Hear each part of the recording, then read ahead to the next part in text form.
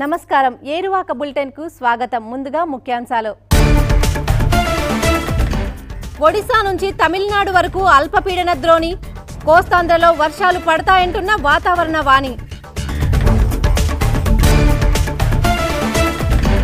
కర్నూలులో ఊపందుకుంటున్న వ్యవసాయ పనులు, వర్షాలు ఆలస్యం కావడంతో సాగు చేస్తున్న కూరగాయలు.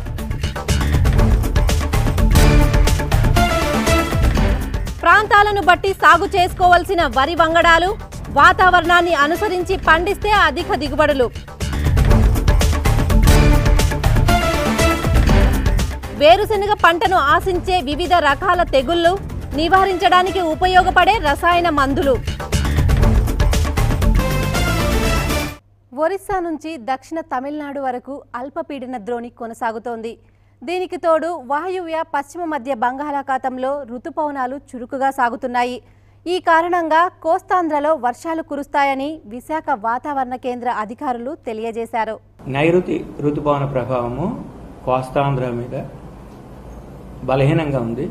ఒరిస్సా నుండి దక్షిణ తమిళనాడు వరకు కోస్తా తీరం వెంబడి అల్పపీడన ద్రోణి స్థిరంగా కొనసాగుతున్నది. దీని ప్రభావం వలన రాగల 24 గంటల్లో కోస్తాలో అంతటా అక్కడక్కడ వర్షాలు పడే అవకాశం ఉంది. గత 24 గంటల్లో విజయనగరం జిల్లా శృంగారపుకోటలో 1 సెంటీమీటర్ వర్షపాతం రికార్డు అయింది.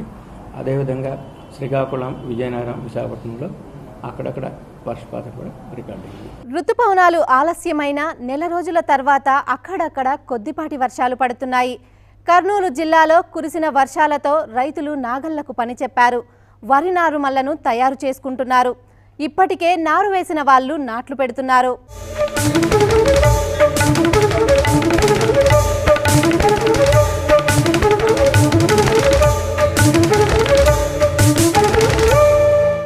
ఎల్లినో భయం వెన్నాడుతున్న అన్నదాతపై వరుణుడు కరుణ చూపిస్తున్నాడు. 10 రోజులుగా కురుస్తున్న చిన్నపాటి వర్షాలు రైతులకు ప్రాణం పోశాయి. సాగు ఇప్పుడిప్పుడే ఊపందుకుంటోంది. కర్నూలు జిల్లాలో జూన్ నుంచి సెప్టెంబర్ వరకు సాధారణంగా సాగు విస్తీర్ణం 5,85,000 హెక్టార్లు ఉంటుంది. ఎల్నినో ప్రభావంతో రైతులు జూన్ మాసంలో 1,05,329 హెక్టార్లలో మాత్రమే పంటలు వేశారు.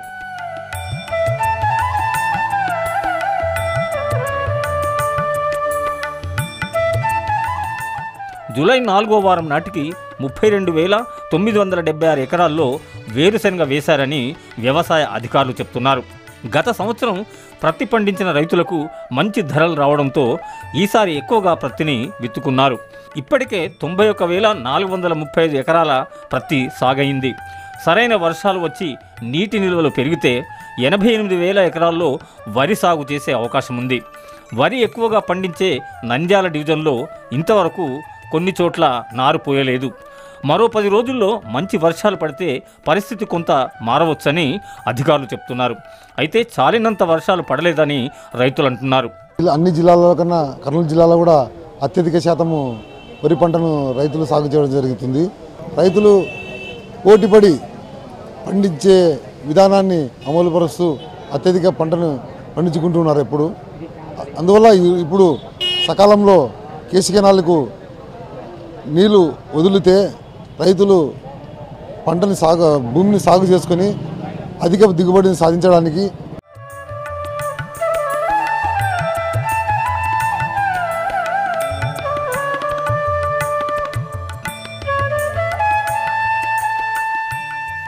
తొలకరి వర్షాలకు రైతు విత్తనం వేశాడు.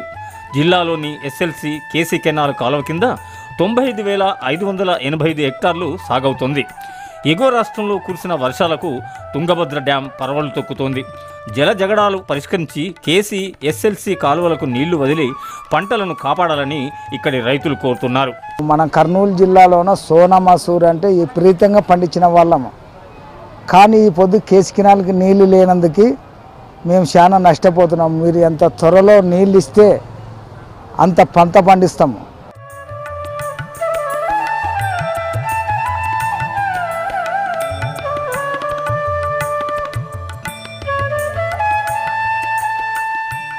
కొద్దిపాటి వర్షాలు పడడంతో రైతులు వేరుశెనగ, కంది, ఉల్లి వంటి పంటలు వేశారు.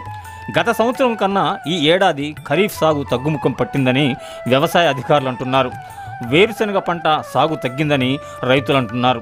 సకాలంలో వానలు పడకపోవడంతో రైతులు యాతన పడుతున్నారు. అయితే అధికారులు మాత్రం వర్షాలు పుష్కలంగా కురిశాయని మరోవైపు చెప్తున్నారు.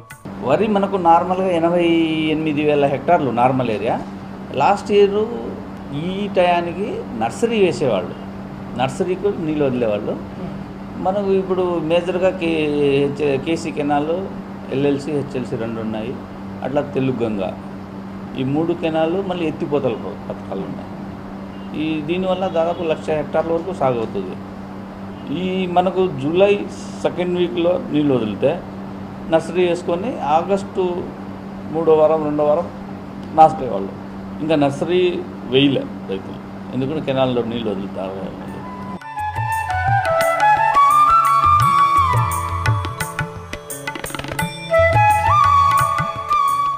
చాలినంత వర్షాలు పడితే పెద్ద ఎత్తున వరి సాగు చేసే అవకాశం ఉంటుందని రైతులు అంటున్నారు. సోనా మసూర్ని అధికంగా పండించే కర్నూలు రైతులు ఈసారి వరిని తగ్గించి ఇతర పంటలు వేయాలనుకుంటున్నారు. కూరగాయల సాగు కొంత కలిసి వస్తుందని వ్యవసాయ అధికారులు సూచనలు ఇస్తున్నారు.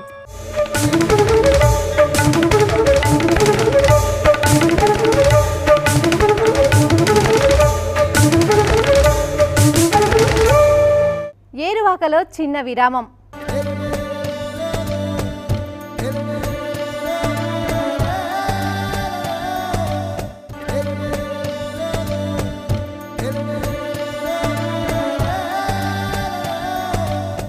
ఏరువాకకు తిరిగి స్వాగతం.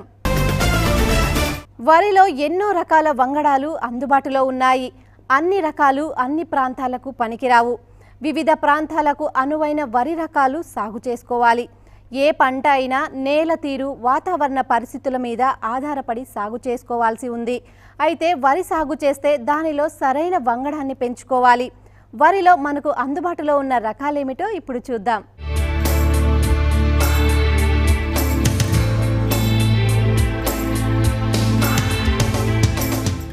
వరిలో అనేక రకాల వంగడాలు మనకు అందుబాటులో ఉన్నాయి. చూడటానికి అన్ని ధాన్యాలు ఒకే రకంగా కనపడినా వరిలో ఉన్నన్ని వెరైటీలు మరే ఆహార పంటలో ఉండవు. బియ్యపు గింజలు కూడా దాదాపుగా అన్నీ ఒకే రకంగా కనపడతాయి. కానీ పరిశీలించి చూస్తే దానిలో ఉన్న తేడాలు కనపడతాయి. రైతులు గుర్తించలేనన్ని వెరైటీ విత్తన రకాలు మార్కెట్లో దొరుకుతాయి. రైతు స్థాయిలో విత్తనాలను ఉత్పత్తి చేసుకుంటే అసలు సమస్య ఉండదు. కానీ మార్కెట్లో కొనాలనుకున్నప్పుడు మాత్రం తప్పకుండా వరిలో ఏది మన వాతావరణానికి, నేలకు సరిపోతుందో, ఏ రకాన్ని మనకున్న నేలలో సాగు చేసుకుంటే మంచి దిగుబడి వస్తుందో పూర్తిగా అవగాహన కల్పించుకున్న తర్వాతనే సాగులోకి దిగాలి. లేకుంటే పెట్టిన పెట్టుబడి దక్కకుండా పోతుంది.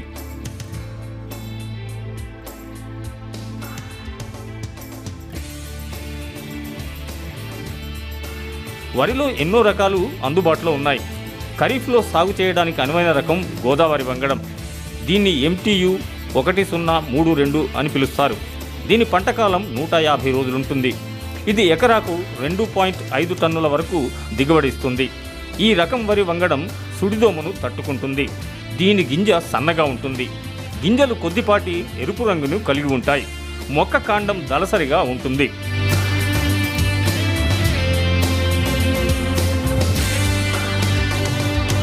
ఖరీఫ్లో సాగు చేయడానికి అనువైన రకం ఇంద్ర.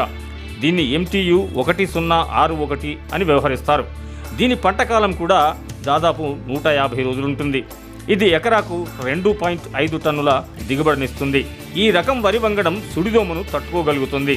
2-3 వారాల నిద్రావస్థ కలిగి ఉంటుంది. చేను ఈదురుగాళ్లకు పడిపోదు. 10 రోజులు ముంపు ఉన్నా మొక్క తట్టుకుంటుంది. దీని గింజలు సన్నగా ఉంటాయి. ఇవి తెలుపు రంగులో ఉండి ఆకర్షణీయంగా కనపడతాయి.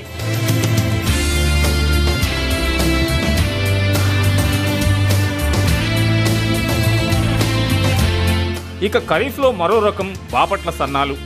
దీన్ని BPT 1768 అని వ్యవహరిస్తారు. దీని పంట 165 రోజుల్లో కోతకు వస్తుంది. ఈ రకం సాగు చేసుకున్నట్లయితే ఎకరాకు సుమారు 2.5 టన్నుల దిగుబడి వస్తుంది. ఇది ఎండాకు తెగుల్ని తట్టుకుంటుంది. ఈ రకం వరి కృష్ణా, పశ్చిమ డెల్టాకు అనుకూలమైంది. ఇది కూడా 10 రోజుల ముంపుని తట్టుకోగలుగుతుంది. దీని గింజలు సన్నగా ఉంటాయి. ఖరీఫ్లో సాగు చేయడానికి అనువైన మరో రకం బాడవ మసూరి. దీన్ని PLA 1100 అని పిలుస్తారు. దీని పంట కాలం 160 రోజులుంటుంది. ఇది ఎకరాకు 2.5 టన్నుల దిగుబడినిస్తుంది. ఇది సాధారణంగా నీరు నిలువ ఉండే పల్లపు ప్రాంతాలకు అనువైన రకం అని చెప్పుకోవచ్చు. దీని గింజ సులువుగా రాలే స్వభావం కలిగి ఉంటుంది. అందువల్ల కోత సమయంలో వర్షాలు పడితే గింజలు మొలకెత్తుతాయి. దీని గింజలు సన్నగా మసూరి రకాన్ని పోలి ఉంటాయి.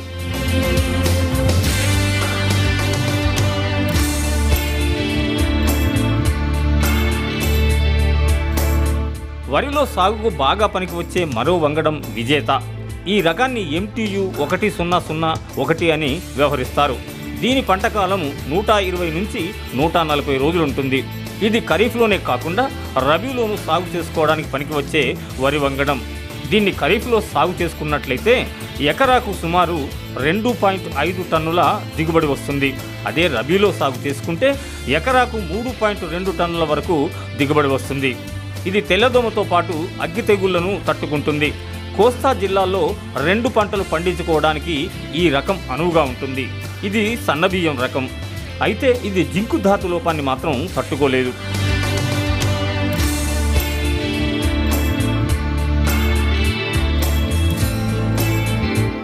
వరిలో మరో రకం కాటన్ దొర సన్నాలు. దీన్ని MTU 1010 అంటారు. ఇది రబీకి అనుకూలంగా ఉంటుంది. దీని పంట కాలం 125 రోజులు మాత్రమే. ఎకరాకు 3.2 టన్నుల దిగుబడినిస్తుంది. ఇది కొంతవరకు సుడిదోమ, అగ్గి తెగుల్ని తట్టుకుంటుంది. దీని గింజ IR 64 లాగా సన్నగా ఉంటుంది. ఇది విజేత రకం సాగు చేసుకునే ప్రాంతాల్లో అనుకూలంగా ఉంటుంది. ఖరీఫ్లో గోదావరి జిల్లాలకు అనువైన రకం ప్రభాత్. దీన్ని MTU 3626 అని వ్యవహరిస్తారు. దీని పంటకాలం 120 నుంచి 135 రోజుల వరకు ఉంటుంది. ఖరీఫ్లో దీని దిగుబడి ఎకరాకు 2.5 టన్నులుంటుంది. దీన్ని రబీలో సాగు చేసుకున్నట్లయితే ఎకరాకు 3.2 టన్నుల దిగుబడినిస్తుంది. ఇది అగ్గి తెగుల్ని తట్టుకుంటుంది. మొక్క కాండం బలంగా ఉండటం వల్ల ఈదురుగాళ్లకు మొక్కలు పడిపోవు. దీని బియ్యం ముతక బియ్యం.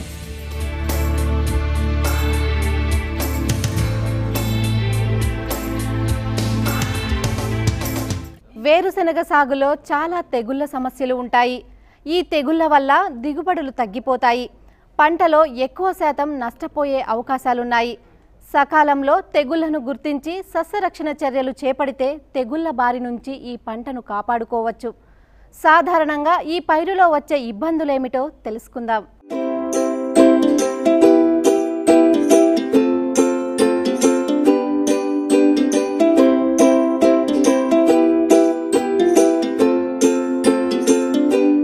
వేరుశెనగ పంటను వాణిజ్యపరంగా సాగు చేసుకున్నట్లయితే రైతులకు ఆర్థికంగా కలిసి వస్తుంది. ఈ పంటకు మార్కెట్లో ఎప్పుడూ మంచి డిమాండ్ ఉంటుంది. వేరుశెనగ నూనెని వంటకాల్లో ఎక్కువగా వాడతారు. దీనిలో ప్రోటీన్ల శాతం అధికంగా ఉంటుంది. అంతేకాకుండా ఇతర పోషకాలు సమృద్ధిగా ఉంటాయి. ఈ కాయలను అనేక రకాల వంటల తయారీలో ఉపయోగిస్తారు. తెలంగాణ, ఆంధ్రప్రదేశ్ రాష్ట్రాల్లో సుమారు 16 లక్షల హెక్టార్లలో ఈ పంటను సాగు చేస్తున్నారు. పంట దిగుబడి రమహరమి 8,57,000 టన్నులని ఒక అంచనా. దీని సరాసరి దిగుబడి ఎకరాకు 500 టన్నుల వరకు ఉంటుంది. అందువల్ల దీన్ని సాగు చేసుకున్నట్లయితే రైతుకు ఆర్థికంగా బాగా కలిసి వస్తుంది. వేరుశెనగ సాగుకు అందుబాటులో ఎన్నో రకాలున్నాయి. అయితే ఏ రకం విత్తనాన్ని వేసుకున్నా సుమారుగా ఎకరాకు 500 కిలోల దిగుబడి తప్పకుండా వస్తుంది. 100 నుంచి 110 రోజుల్లో పంట చేతికి వస్తుంది.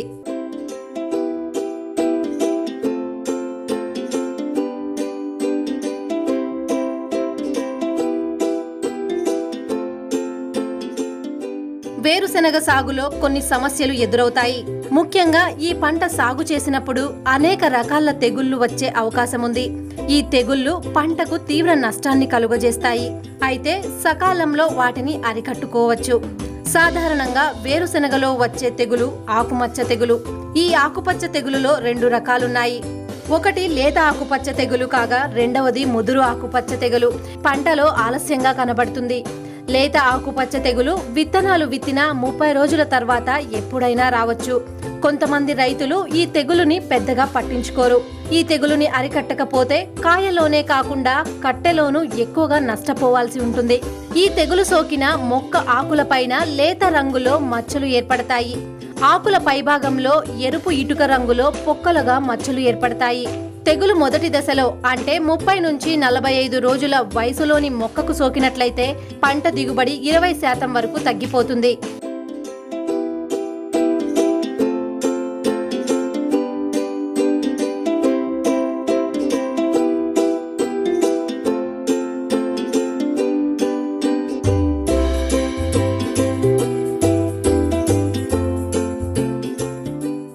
పైరు 65 నుంచి 75 రోజుల వయసులో ఉన్నప్పుడు ఆకుమచ్చ తెగులు వస్తే దీన్ని ఆలస్యంగా సోకే ఆకుమచ్చ తెగులు అంటారు.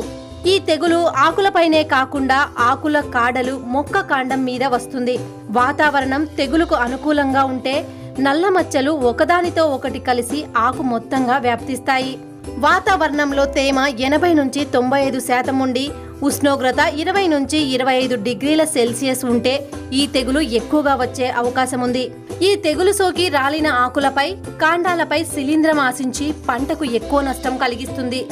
ఈ తెగులు బారిన పడకుండా పంటను కాపాడుకోవాలంటే వేసే విత్తనాలను ఈ తెగులు సోకని పంట నుంచి సేకరించాలి. పంట కోసిన తర్వాత పొలంలో మిగిలిపోయిన మొక్కల అవశేషాలను కాల్చివేయాలి. విత్తే ముందు 1 కిలో విత్తనాలకు 3 గ్రాముల మాంకోజెబ్ లేదా 1 గ్రామ్ టెట్యూకొనజోల్ 2DS అనే మందుతో విత్తన శుద్ధి చేసుకోవాలి. ఈ తెగులుని పైరులో గమనించిన వెంటనే 2.5 గ్రాముల మాంకోజెబ్, 1 గ్రామ్ కార్బండిజం లేదా 2 గ్రాముల క్లోరోథలోనిల్ లీటర్ నీటికి కలిపి పైరులో పిచికారీ చేయాలి. వాతావరణం తెగులు ఉధృతికి అనుకూలంగా ఉంటే ఈ మందునే 15 రోజుల తర్వాత మరోసారి పిచికారీ చేయాలి.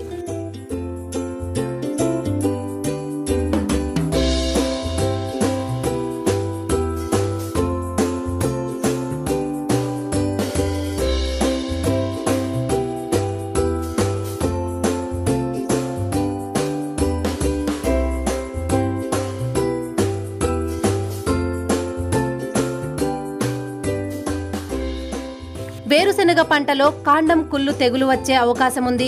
దీన్ని కొందరు బుడమ తెగులని, మరికొందరు బూజు తెగులు, కాండం కుళ్ళు తెగులని పిలుస్తారు. ఇది విత్తనాలు వేసుకున్న తర్వాత 70 రోజుల తర్వాత వస్తుంది. వర్షాభావ పరిస్థితిలో ఇది సోకే అవకాశాలు అధికంగా ఉంటాయి. ఈ తెగులు పంటకు సోకినట్లయితే ఆకులు గోధుమ రంగులోకి మారి వడలిపోతాయి. కాండం మొదలు భాగంలో తెల్లటి శిలీంధ్రపు బూజు ఎక్కువగా ఏర్పడి కాండం త్వరగా కుళ్ళిపోయేట్టు చేస్తుంది. ఈ కుళ్ళిన మొక్కల నుంచి కాయల దిగుబడి చాలా తక్కువగా ఉంటుంది. తెగులు ఉధృతంగా ఉన్నప్పుడు ఆవాల గింజలను పోలిన శిలీంధ్ర బీజాలు కాండం కుళ్ళిన భాగంలో కనిపిస్తాయి. ఈ తెగులు కాండంపైనే కాకుండా కాయలపై, కాయలోని విత్తనానికి కూడా సోకుతుంది. దీని బారిన పంట పడకుండా ఉండాలంటే కిలో విత్తనానికి 3 గ్రాముల మాంకోజెబ్ లేదా గ్రామ్ టెట్యూకొనజోల్ 2DS మందుతో విత్తన శుద్ధి చేయాలి. ఎకరం పొలంలో 200 కిలోల జిప్సం మందుని విత్తనాలు విత్తే ముందు దుక్కిలో వేసి దున్నుకోవాలి. తెగులు కనిపించిన వెంటనే గ్రామ్ కార్బండిజం లీటర్ నీటికి కలిపి మొక్కలు వాటి చుట్టూ ఉండే నేల తడిచే విధంగా పిచికారీ చేయాలి. సకాలంలో ఈ మందుని పిచికారీ చేసుకున్నట్లయితే కాండం కుళ్ళు రాకుండా చేసుకోవచ్చు.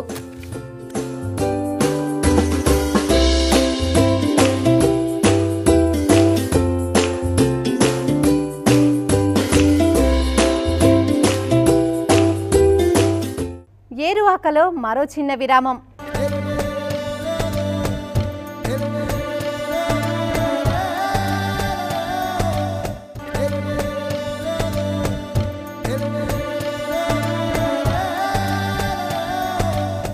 ఏరువాకకు పునః స్వాగతం. పూలు ఎన్ని ఉన్నా గులాబీ అందం గులాబీదే. గులాబీ తోటను చూడగానే మనసు దూది పింజలా తేలిపోతుంది. ఏ పువ్వుకు లేని సుకుమారం వన్నే గులాబీ సొంతం. ఆడవారు అత్యంత ఇష్టంగా సిగలో పెట్టుకునేది గులాబీనే.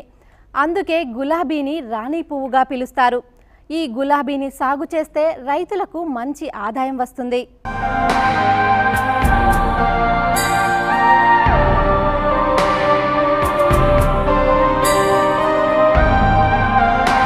గులాబీ గులాబీ తోటలు పెంచిన వారికి ఆదాయాన్ని తెచ్చిపెడుతుంది. గులాబీని పెంచడంలో ఎంతో ఆనందం కూడా ఉంటుంది.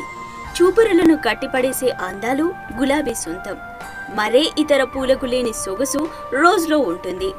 అమ్మాయిలను గులాబీతో పోల్చడం దాని నాజూకుతనం వల్లే. ఓహో గులాబీ వాలా అని ఓ సినీ కవి పాటనే రాశారు. గులాబీలో ఉన్నన్ని వెరైటీలు మరే పూలలో కనబడవు. సప్తవర్ణాల్లోనూ గులాబీ పూస్తుంది. రంగుల కలయికతోనూ అలరిస్తుంది. రకరకాల వర్ణాలు సొంతం చేసుకున్న గులాబీ ఎన్నో అందాలను తనవి చేసుకుంది. అందుకే గులాబీని రాణి పువ్వుగా వ్యవహరిస్తారు.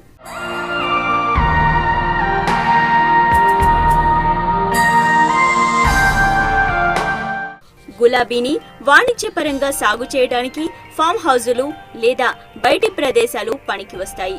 గులాబీలో ఎన్నో రకాలు అందుబాటులో ఉన్నాయి. హైబ్రిడ్ టీస్ రకం పెద్ద పరిమాణంలో ఉంటుంది. కొమ్మకి ఒక్కటిగా పూస్తాయి.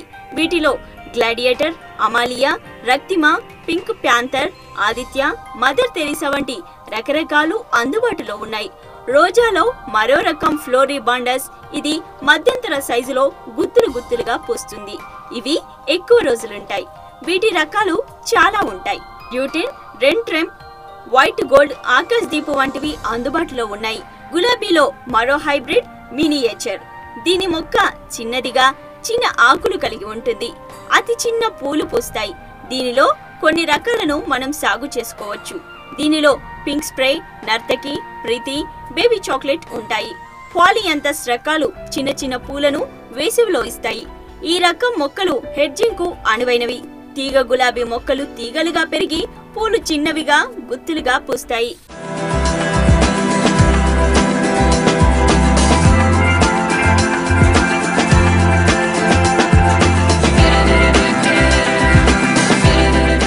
గులాబీ సాగుకు సూర్యరశ్మి బాగా ఉన్న వాతావరణం అనుకూలంగా ఉంటుంది.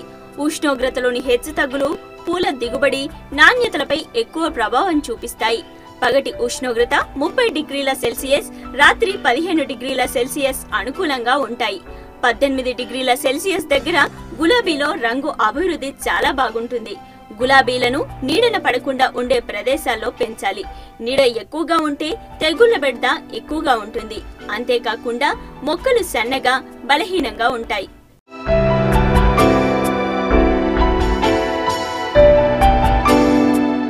గులాబీల సాగుకు తేలిక నేలలు చాలా అనువుగా ఉంటాయి.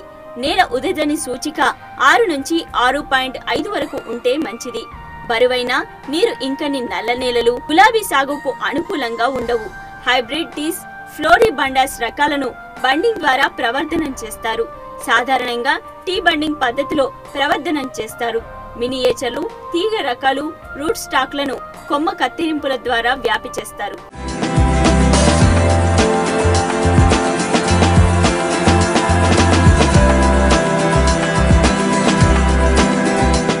నేల స్వభావాన్ని, రకాన్ని బట్టి 75 నుంచి 120 సెంటీమీటర్ల ఎడంగా నాటుకోవాలి. ఎకరాకు 6 నుంచి 7,000 మొక్కలు అవసరమవుతాయి. ఈ మొక్కలను జూన్ నుంచి జనవరి వరకు నాటుకోవచ్చు. అయితే సెప్టెంబర్, అక్టోబర్ మాసాల్లో నాటుకోవడానికి ప్రాధాన్యం ఇవ్వాలి. మొక్కలను నాటిన తర్వాత కొత్త చిగుర్లు వచ్చే వరకు తేలికపాటి నీటి తడులను ఇవ్వాలి. ఆ తర్వాత అవసరాన్ని బట్టి 8 నుంచి 10 రోజుల వ్యవధితో నీటి తడులు ఇవ్వాలి. డ్రిప్ పద్ధతిలో నీటి యాజమాన్యం చేపట్టి నీటిని ఆదా చేయవచ్చు.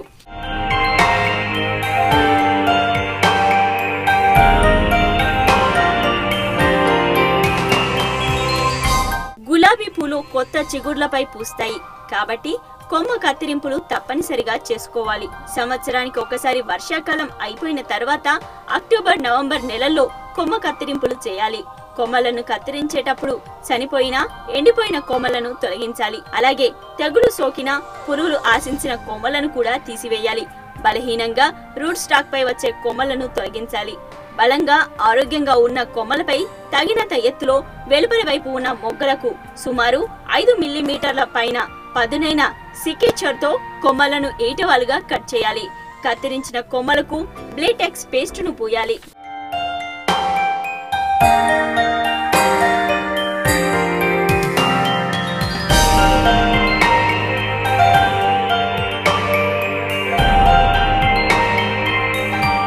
ఇక ఎరువుల విషయానికి వస్తే కొమ్మలను కత్తిరించిన తర్వాత మొక్కకు 7 నుంచి 8 కిలోల పశువుల ఎరువు వేయాలి. దీనికి తోడు 3 నుంచి 5 కిలోల వేపపిండి చెక్కను లేదా వేరుశెనగ పిండిని మొక్క మొదట్లో వేయాలి. తర్వాత 15 నుంచి 20 రోజులకొకసారి యూరియా, భాస్వరం, పొటాష్ ఎరువులను 1:8:3 నిష్పత్తిలో ప్రతి మొక్కకు 100 గ్రాముల వంతున వేయాలి. ఇదే మోతాదులో 2-3 దఫాలుగా ఎరువులను వేయాలి. సూక్ష్మ ధాతువులైన మాంగనీస్ సల్ఫేట్ 15 గ్రాములు, మెగ్నీషియం సల్ఫేట్ 20 గ్రాములు, చిలేటెడ్ ఇనుము 10 గ్రాములు, బోరాక్స్ 5 గ్రాములు కలిపి మిశ్రమాన్ని తయారు చేసుకోవాలి. 2 గ్రాముల ఈ మిశ్రమం లీటర్ నీళ్లలో కలిపి మొక్కలపై పిచికారీ చేయాలి. ఈ జాగ్రత్తలు తీసుకుంటే గులాబీని నాటిన సంవత్సరం తర్వాత పూలు పూయడం మొదలవుతుంది. సుమారు 7 నుంచి 8 సంవత్సరాల పాటు ఏకబిగిన అందమైన గులాబీలను ఇస్తాయి. 3 సంవత్సరాల కాలంలో మొక్క కనీసం 300 పూలను పూస్తుంది.